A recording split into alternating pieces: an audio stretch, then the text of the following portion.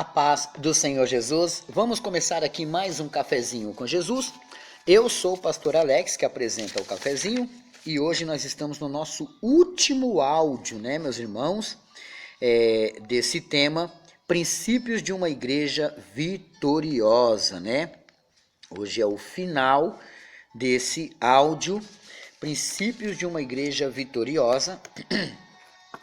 Mas como vocês sabem de costume, todo dia 1º do mês, todo dia 1 do mês, eu faço uma oração aos aniversariantes, tá? Essa oração é para o mês inteiro, para todos os aniversariantes do mês. Mas eu vou desejar um feliz aniversário para aqueles que me mandarem os nomes, né? Bom, feche seus olhos se assim você puder. Senhor, em nome de Jesus eu faço essa oração e te peço agora, Pai, que o Senhor venha me abençoar, abençoar aqueles que me ouvem, aqueles que estão fazendo aniversário hoje. Que o Senhor possa repreender e jogar por terra todo o mal e garantir sobre eles a vitória. Pai, cumprindo sobre eles o seu desejo. Espírito Santo da verdade, eu te peço que o Senhor venha ser conosco, com cada um que está aniversariando esse mês. Que o Senhor multiplique os anos de vida, abençoando, repreendendo o mal e garantindo a vitória, em nome do Pai, do Filho e do Espírito Santo de Deus. Amém? Bom, vamos lá para o nosso estudo. Princípios de uma igreja vitoriosa.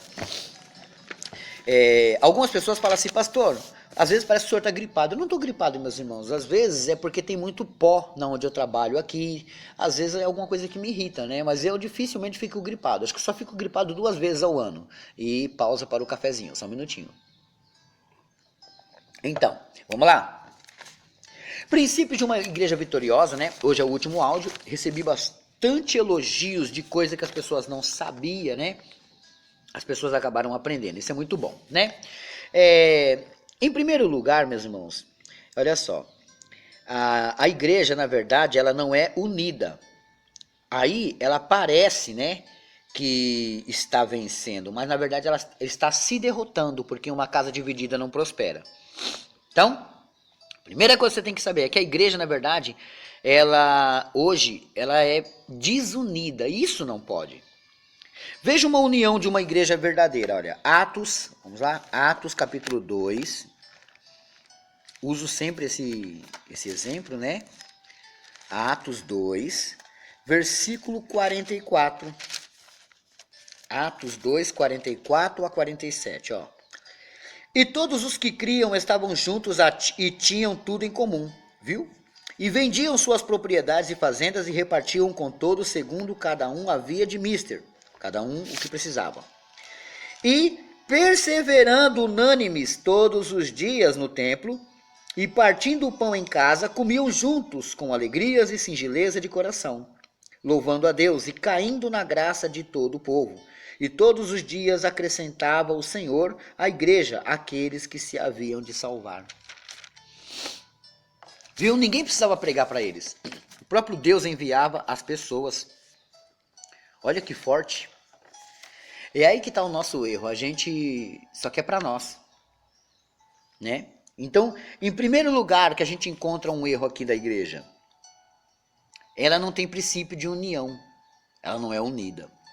Em segundo lugar, ela não pode abandonar os fundamentos, meus irmãos. E ela abandona. Abre a sua Bíblia comigo em Hebreus. Vamos lá? Carta aos Hebreus. Quem escreveu aos Hebreus? Os estudiosos mais respeitáveis acreditam que foi Paulo, pela maneira da escrita, né? Então, eles acreditam, mas nós não sabemos, de fato, quem escreveu Hebreus. Achou aí? Hebreus capítulo 6, versículo 1 e 2. Pelo que, deixando os rudimentos da doutrina de Cristo, prossigamos até a perfeição, não lançando de novo o fundamento do arrependimento de obras mortas e de fé em Deus, e da doutrina dos batismos e da imposição das mãos e da ressurreição dos mortos e do juízo eterno. Tudo isso são rudimentos da doutrina de Cristo que não podem ser abandonadas. Pelo que, deixando os rudimentos da doutrina de Cristo, prossigamos até a perfeição, não lançando de novo o fundamento do arrependimento, de obras mortas e de fé em Deus. É isso que não pode faltar. Esse tipo de fundamento. Tá entendendo? Então a igreja hoje, ela se preocupa muito com dízimos e ofertas. E eu sou pastor, meus irmãos, eu sei que a gente necessita disso. Só que o principal é a alma da pessoa. Não adianta arrancar a lã da ovelha e matar a ovelha. Tem que cuidar da ovelha. A ovelha dá lã todo mês. Todo mês cresce lã, cresce e não para. A igreja pode ter a lã da ovelha, mas também não precisa matar a ovelha. Deu para entender?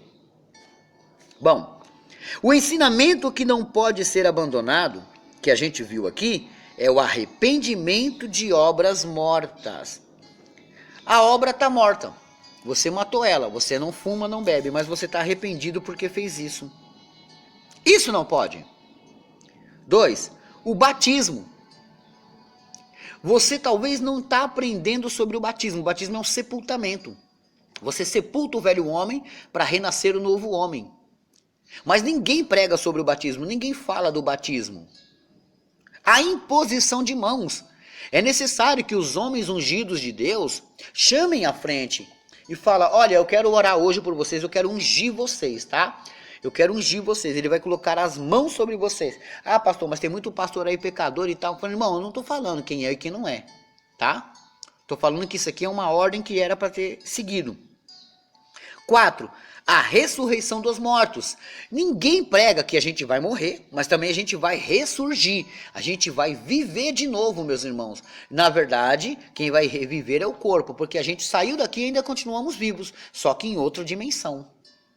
Morreu aqui, você continua vivo, mas em outra dimensão. E o juízo eterno. Tem que ser pregado isso, meus irmãos. Se não falar disso, as pessoas perecem. É necessário falar essas coisas, meus irmãos, porque senão as pessoas perecem. Elas têm que ter esse conhecimento. Olha aí, marca aí na sua Bíblia, Hebreus 6, 1 e 2. As pessoas têm que pregar isso. A gente só vê mensagens de efeito. E não é para ter essas mensagens de efeito, é para ter uma mensagem que faça de verdade. Não uma mensagem que impressiona. Uma mensagem que chama atenção. Então, tudo isso tem que ter em uma igreja. Se a sua igreja, pasmem o que eu vou falar. Se a sua igreja está baseada em Hebreus capítulo 6, verso 1 e 2, ele fala, pelo que, deixando os rudimentos da doutrina de Cristo, olha só, prossigamos até a perfeição, não lançando de novo um fundamento do arrependimento de obras mortas, e de fé em Deus, e da doutrina dos batismos, e da imposição de mãos, e da ressurreição dos mortos, e do juízo eterno. Entendeu? Não é para tirar isso, não é para tirar isso. Ah, pastor, na minha não tem. Está sem esse princípio. Não é para tirar isso, isso é para continuar. Isso é um desejo do eterno, isso é um desejo de Deus, tá? A igreja vitoriosa, ela tem que seguir esses mandamentos, ela tem que estar dentro desses mandamentos. Senão, com certeza, ela cai, ela perece. Por quê? Porque ela não está seguindo aquilo que foi ortogado a ela, que foi direcionado a ela, que foi mandado com que ela fizesse. Deu para entender? Então, aí complica toda a situação. Porque as pessoas só querem enxergar aquilo que as satisfaz, e isso está errado. Porque a Bíblia está deixando claro aqui, meus irmãos, que nós temos que seguir aquilo que Deus preparou para nós, aquilo que Deus sabe das coisas, Deus deixou preparado, meus irmãos, para a gente. A gente já sabe que essas coisas são boas, porque foi Deus que preparou. Agora a gente quer seguir o que o homem fala, a gente tem que seguir o que Deus mandou, entendeu? Bom, eu finalizo aqui e amanhã começamos 1 Tessalonicenses. Olha aí, essa carta é pequenininha, então talvez eu não vou parar ela Eu vou continuar já em 2 Tessalonicenses também, tá bom? Bom, quero mandar um feliz aniversário aqui para a Nath, do Colorado, amiga da Valdinéia lá em Suzano, né? Meus irmãos, deixa eu dar um recadinho rápido aqui, olha só.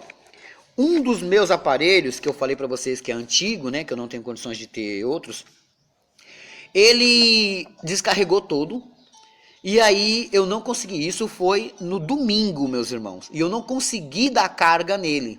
Eu deixava o dia inteiro carregando, não adiantava. O que aconteceu? Fui no YouTube, procurei dar um choque, meu cunhado arruma celular, ele tentou, não conseguiu também. Infelizmente eu não consegui. O que eu fiz? Tirei o chip de lá e coloquei num aparelho emprestado. Então eu estou com um aparelho emprestado, tá bom? Por enquanto eu não tenho outro celular. Esse aparelho que eu estou usando, um dos aparelhos que eu estou usando é emprestado. Então, os aniversariantes que estavam na memória daquele celular, eu infelizmente não vou conseguir tirar, porque apagou, até eu ver o que eu faço, né? Porque sai caro uma bateria agora, ainda mais para um modelo antigo. Então, meus irmãos, se tinha alguém que me mandou parabenizar no dia 1 e eu não falei, tá explicado, tá bom? É porque infelizmente, dia 1 não, dia 2, né? Dia 1 e dia 2 eu acho que vai ter esse probleminha.